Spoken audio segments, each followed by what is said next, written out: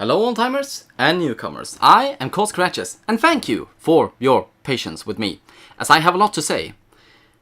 Ratatouille isn't a great movie. Oh, I'm sorry, is that a controversial opinion?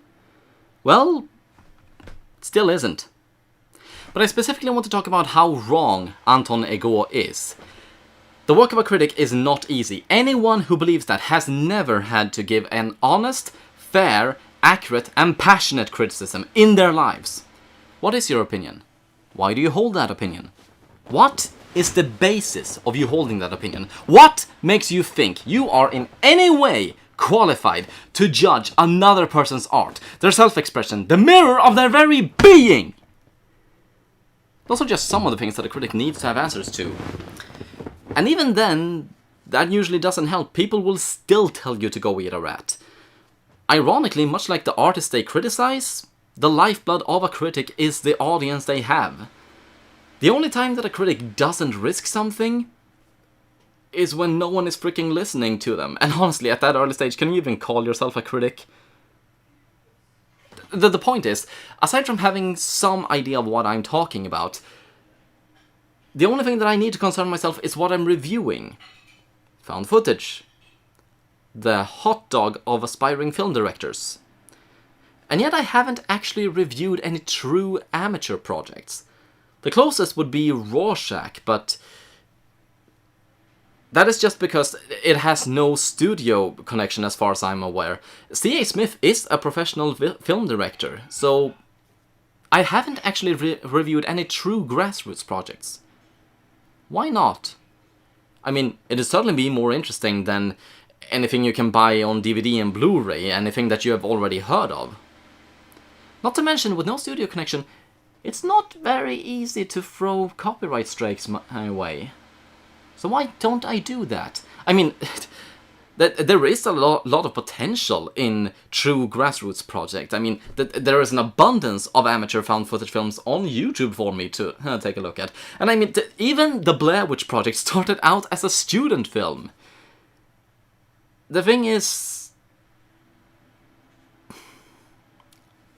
most amateur films aren't the Blair Witch Project. That's the issue. I'm trying to take this hobby of mine seriously, and I don't see the point of criticizing amateurs. It's not like I'm giving constructive criticism. I'm not offering my help in making these people, in helping these people make their movies the best it could possibly be. Although if someone is willing to pay me to do that, I am listening. I am just judging their final product as whether it's good or bad. When you start out, unless you're completely deluded, you know you suck. You know you can't act, you know you can't write, you know you can't direct, you know you're Doug Walker. You don't need a random fucknugget online telling you, making you feel bad about not being a professional yet. So why the hell am I reviewing The Light? The Light is a sci-fi comedy horror film, uploaded on YouTube in 2016, and it's as amateur can get. The directorial debut of Jon Gillette. 5 friends visit a nostalgic fishing spot for the first time in 2 decades, only to walk right into close contact with the paranormal. Personal histories, strained relationships, oddball cult leaders and alien beings all come clashing together in one crazy night forever caught on video. As far as I can tell, this is the only film that Jon Gillette has produced, as he's mainly a musician, but he has been a part of some very big Hollywood productions like Faded Memories, where he played band leader, and in an episode of This Is Us, he was a lobby clerk. I suspect there's kind of a Good Will Hunting thing going on here. Isn't that intriguing? The film opens up to an exposition dump, explaining the original video came to light through WikiLeaks and has been edited for time. Which, yeah, is actually a pretty reasonable explanation for where the footage came from, so long as nobody Googles it. But that's not the issue that I take with this opening. in these kinds of opening where there is the tapping of a typewriter as the text scrolls, the tapping of a typewriter is an artistic touch. It adds flair and it builds tension and atmosphere to the movie. In traditional cinema, in found footage, where the entire premise is that it is found footage, I wonder why you would add artistic flair. Unless it's Grave Encounters 2. A quiet Michigan morning is disturbed by our camera holder for this adventure, as Phil, played by Brian Gray, wakes up his best buddy Frank, played by Jess Priscorn. While this film is an amateur production, it's worth pointing out it had a budget of $15,000, and I think a chunk of that went into Priscorn's paycheck, because, well, as far as I can tell, most of the cast consists of friends and family of John Gillette, but Priscorn is an established actor with more than 20 years of experience in film and television. Now, if only I could figure out where the rest of the budget went. It seems Phil and his wife, played by Robin Bosilovic, has a habit of talking in exposition, as they tell each other things that both of them should already know, like how Frank's going on a fishing trip with his childhood friends, and Phil is coming along because he has a camera. Illustrating the kind of humor we're dealing with here. Oh, hey, you want some coffee? Yes, now get out! Wait! Cream and sugar. Now get out! The way it's written comes off as kind of a self-aware satire, where the film, instead of trying to find excuses for how contrived some of the events are, it actually brings attention to them, and it gets so ridiculous you gotta laugh. Individually, none of the jokes are all that funny, but the way it keeps building got a chuckle or two out of me, I have to admit. And then there's things like calling the white incel cameraman Uncle Phil. Buddy, this time it's just for Daddy and his friends, okay? Well, Uncle Phil's not your friend. Hey. Phil is there for pretty much the sole reason that he has camera equipment, even if it seems kind of ratty. Every now and again the picture will distort in waveform, which I don't get because I think it's a digital camera, but there we are. The main group, so to speak, is Frank, Dennis and Barry, played by Ed Haynes, and the idea is for them all to reconnect as friends on a fishing trip. They used to go all the time as kids, until Barry disappeared for 24 hours with no memory of the event. Not worth exploring that any further, as it's time to meet our writer-director for this film, John Gillette, playing the role of Dennis. What's that old asshole doing here? He's got kind of a I'm 14 and like Alan Rickman thing going on, except nobody bothered telling him he's pushing 40. Considering he wrote and directed this, I'm not sure how much is the man and how much is the character, but it feels oddly organic. He's not happy to see Phil again, as he caught Phil peeping on his girlfriend while she was changing last time they met. Turns out it's his idea to immortalize their trip on video. You're gonna love seeing your ugly mug on hours and hours of video. Plus, you can plug your band all you want. Okay, it is definitely Good Will Hunting. But trouble comes crashing down, as it turns out Dennis's girlfriend made up her mind to follow them on their trip. Courtney, played by Michelle Hardrick, who in the synopsis is described as demanding in the unfriendliest of terms, but if you ask me, she comes off as the adult in this cavalcade of middle-aged tweens. I mean, aside from the fact that in order to come along at all, she had to go tell on Dennis to her mother. This is gonna be so romantic! Turn off the camera. Her mother, by the way, is played by Erica Lauren, and despite only appearing very briefly in 2 scenes, she is probably the most expensive cast member, even more so than Priscorn, as she's been a well-established actress and entrepreneur in genre films for 18 years. She's a porn star. So with Courtney forcefully injected, they can finally get on with their trip. With the 5 of them confined in a small space, they get to interacting, continuing the feeling it satirizes similar films. The characters were clearly written with much younger actors in mind, especially Dennis, who comes off as an utter brat with how pouty he is. And it is kind of hilarious to see. You've gotta stop being so cheap, Dennis. I'm not cheap. Damn! Did you have an extra bowl of bitch flakes this morning?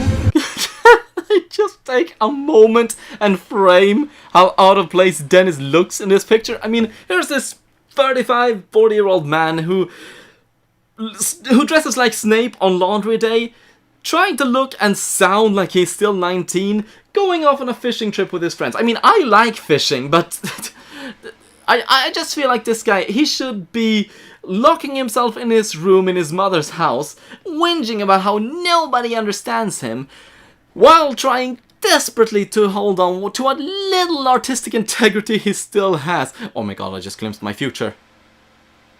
That's gonna be me, isn't it? Hearing these juvenile lines from these actors, you understand, despite the found footage formula, it's clearly not meant to be taken seriously. Most of the day is lost to the journey, leading off the beaten path on the hunt for that special place where the guys would spend their youth. Oh my god, this place is a dump. Well, it does look a bit different. What's wrong with it? That is what rural nature looks like. What did you expect? Camp Crystal Lake? Might as well have been, as their fishing spot is actually a fishing hole that looks to be about as wide as the stage lake from Friday the 13th Part 3. I'm really curious how exactly any fish is supposed to live there, but that's the issue with guerrilla filmmaking. Have to pick spots without busybodies asking to see permits. Well then, let's smoke a joint. Yes! Come on, guys, my wife won't let me do that. Did you marry your mom? Their herbal refreshment gets interrupted by Lazarus, played by Sean Q, who I couldn't find a lick of reliable information on. He'll be our local cult leader for this feature, and not gonna lie, his appearance is where the film starts going wrong. He's wired and shrill and way too friendly, so friendly he feels uncomfortable. Which may be intentional since this is supposed to have horror elements to it, but it feels really out of place. So you boys say y'all got campsite around here? Yeah, just down the trail. Why? Turns out people have been disappearing from this very place going on 20 years now. And what a coincidence, Barry disappeared from here 20 years ago. Well, either way, Lazarus invites them all to a party he's having, a mile or so into the wilderness, away from civilization. It's the return to Al Luna. What does that mean? It's Mexican for return to the moon. All of which is so wrong, I desperately hope I don't need to explain it because it did take longer than the scene. But it's nice to know we got a Heaven's Gate derivative going on. Huh. What? I thought I saw something. And just so you know, that light has been following them in the background ever since they got in the car. I appreciate subtle foreshadowing, but I'm also just wondering, what made these guys so interesting that a strange alien light is following them, but not so interesting that they could have been nabbed at any time in the last 20 years? What changed for them to suddenly become interesting now is what I'm asking.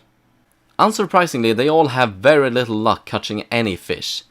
Fishing in a pond will do that. And Phil... I've been filming these assholes all weekend. Nobody ever wants to put me on film, so here.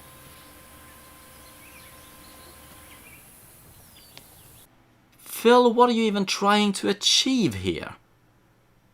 First of all, you have been holding the camera. No one's been keeping you from getting on it. You could just turn it at yourself at any point. Secondly, it's not like you're taking revenge right now. This could easily just be cut from the movie. All you're doing is humiliating yourself for no obvious reason.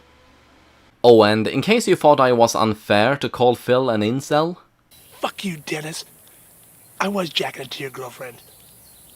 And I'll probably fuck her too. Careful with what you put on camera, man! You are giving the cops way too much to work with. Not a nibble on their hooks all day, the gang retires to their improvised fire pit for some pot. Something which Courtney doesn't approve of. At first. You know, pot makes me horny. Okay, you can smoke your reefer just this one time. Hooray for female empowerment! Courtney wants some ghost stories, so the guys begrudgingly tell her some. Frank goes first, but it's blissfully short because he realizes he's not Mr. Creepypasta. Followed by Barry, who doesn't, and decides to reiterate the premise of the entire film. 20 years ago, when he, Dennis and Frank went camping, he vanished without a trace, only to reappear a day later with no memory of what happened. I guess having no memory screwed him up so bad his therapist advised him to go camping with his friends again, in order to tie a good memory to the place that he may move on. 20 years after the events, this is what his therapist advises. That's some great help he's getting. I have no memory of where this red scar on my wrist came from. Oh my god. That's not a scar, you're bleeding! Anyway, they've been fucking around enough now. It's time to get the movie started. Sounded like a red-tailed hawk to me. But I'm not a birder. It was definitely a raptor. But the movie insists it was some kind of big scary beast, and Courtney... No, I am nobody's midnight snack. I am the hunter, not the hunted. I am at the top of the fucking food chain. I don't even know what to say to that. And I don't think the movie does either. So Courtney is so paranoid she pulls a gun at the first noise, which goes nowhere, and instead she and Dennis goes off into the bushes, followed by Barry. And that goes nowhere because some luminous eyes scare Barry into revealing himself, and Dennis borrows his camera to film a sex scene in their tent, which also goes nowhere. But I suspect the sex scene was directed by Tommy Wiseau, so that's interesting. Did you hear that? Yeah. Moving on, they hear a noise from outside, and when she goes looking, something grabs Courtney for about 5 seconds and then lets her go. Judging by the way she reacted with the gun earlier, I fully expect her to have clawed the eyes out of the aliens! If it was referenced again, or mattered at all. Speaking of vanishing, the video simply cuts out when whatever it was snuck up on Courtney. That's convenient, so we don't get a clear look on the monster just yet. But we do get a look at something else, explaining why Dennis brought Courtney along. Wait, come back. I gotta talk to you. Is that Courtney's mom? Ah, so that's where the film's budget went. In case you didn't follow, Dennis cheated on Courtney with her mom, and now her mother blackmailed him into letting her tag along. Courtney found out and then ran off. We spend a bit of time re-establishing what a septic tank Dennis is, as he still thinks he can mend this, and then they go to look for Courtney only to find the party Lazarus spoke about. Where these people came from and where they got the beer and firewood and speakers, I don't know, but that may be the point. There's very little post-production going on here. There's no color or light balancing, so it feels like a true amateur video. This I appreciate. What I don't appreciate...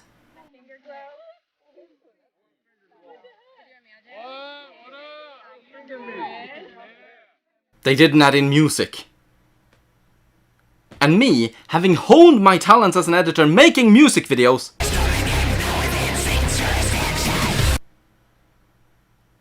And suddenly realizing I wasn't very good at it, I was just surrounded by a bunch of yes men. But knowing this comes from a musician, I find this fucking inexcusable. Anyway, waddling about the random party, everyone they talk to all say they're supposed to be here. And Phil realizes just maybe there is something weird going on. Also... My name's Roscoe. I'm Phil. Guess why the one black man they bothered naming is in this movie? Dennis don't find Courtney, but Courtney finds him ogling 3 other women and runs off.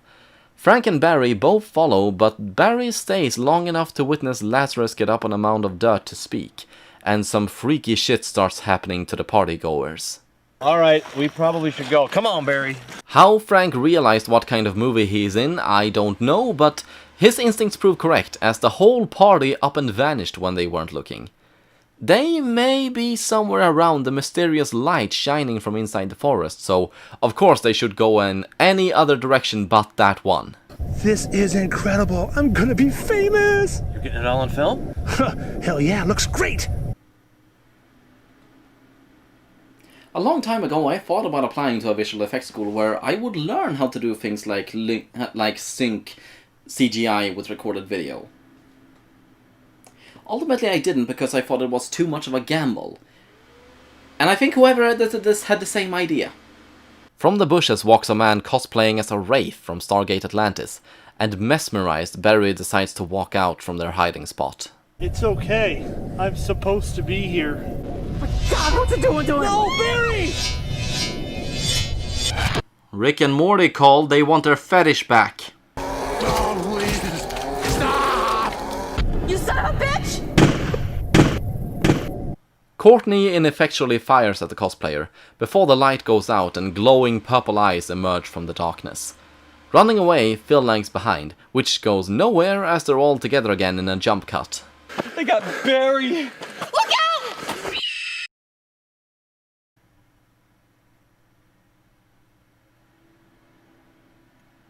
Okay, so it's crap. But with the budget of a KFC, that could be expected. And clearly some creativity went into it. I mean, it looks kind of like they took a plastic bag and smeared it in super glue. Then they poured flour all over it.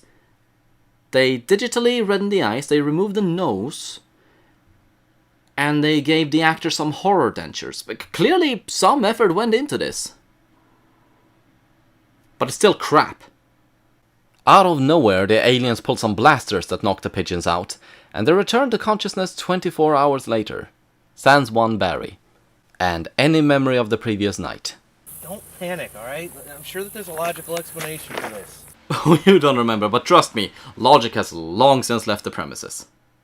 So since they don't remember anything, Dennis and Courtney are effectively still together, as important as I know their relationship was to us all. Courtney seems to be the only one concerned enough about Barry to maybe not go fishing and keep looking, but hell no. Dennis needs some fishing. Am I being a bitch, Frank? Kind of. Well, fuck you, Frank. They do keep looking and eventually they find Barry.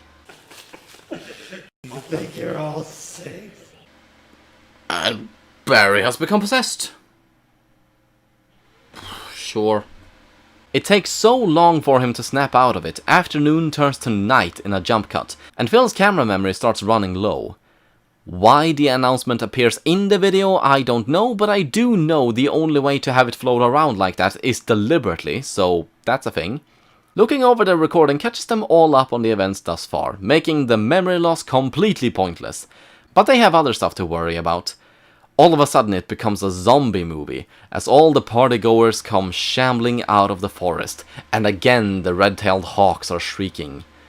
They don't seem very effective predators, as the whole group manages to leave them in the dust before running into Old MacDonald here.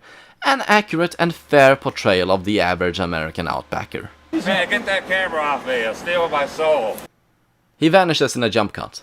Shame, because he was funny. And then Frank starts to hear his son calling out to him from the darkness. Dylan! And with that, Dennis, Courtney and Barry nopes out of there. This time actually leaving Phil behind with nothing but the camera and his fear. Maybe. It's a bit hard to tell. Having a fucking Blair Witch moment in, man. If that's the best shot they could get out of him, there is no mystery why he wasn't on camera. Unexpectedly, Phil meets up with the gang again, and even Frank finds his way back. And he made a friend.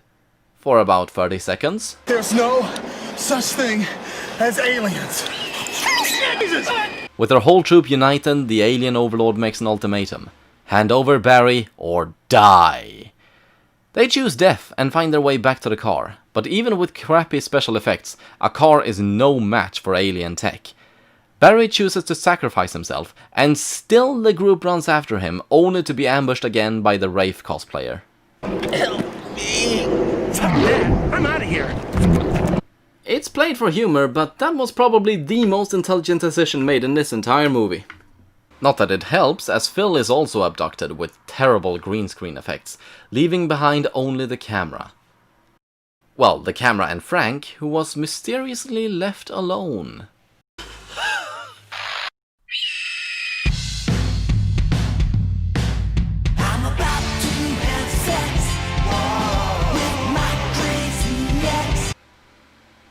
Weird choice for credit song? But that was The Light, the very first true amateur found footage film that I have ever reviewed. And what did I think of it? It's fucking awful. But I think it was meant to be. Watching this film, I get the feeling Gillette was trying to make a film that's so bad it's good, and to a large extent he succeeded. The dialogue is embarrassing, the plot is stupid, and the characters ranged from pieces of shit to wallpaper bland. But it all comes together into a clown circus that I really enjoyed. For the first 15 minutes. After that, the film's flaws kind of felt like sabotage. Writing so bad it's good is tricky. You need to know how to portray the failings as if they aren't deliberate, but still entertaining. Up until halfway through, the film flowed pretty well, but then it began delivering scenes that went nowhere and were ultimately pointless. And the visual effects are so poorly integrated into the film, I can't help but feel it was purposeful. The found footage angle worked mostly as a framing device. Presenting the events as supposedly real and caught on camera made the film all the more ridiculous, and I mean that in the best way. None of it is meant to be taken seriously, but the framing added that extra bit of contrast for the humor to bounce off of. The writing kept a largely consistent level of quality. There was no character development or plot to follow, but they all had defined personalities that worked to carry their interactions. With the exception of Courtney, whose only consistent character trait was being rightfully annoyed at Dennis. And Dennis? Oh boy, Dennis. Considering John Gillette both wrote and portrayed this character, I'm not sure how to interpret him. He was pretty much the opposite of a Mary Sue, with no redeemable qualities, but I'm left confused about why Gillette wrote him like this. Maybe he didn't want people to think this was an ego project, but knowing he hasn't directed any other films, and considering this is by far away the most popular video on his channel, and it having several examples of his music, it kind of feels like that anyway. Meat to the bones, The Light is a very simple movie. Everything you would expect to be there is there, but it's got character and fun at its heart.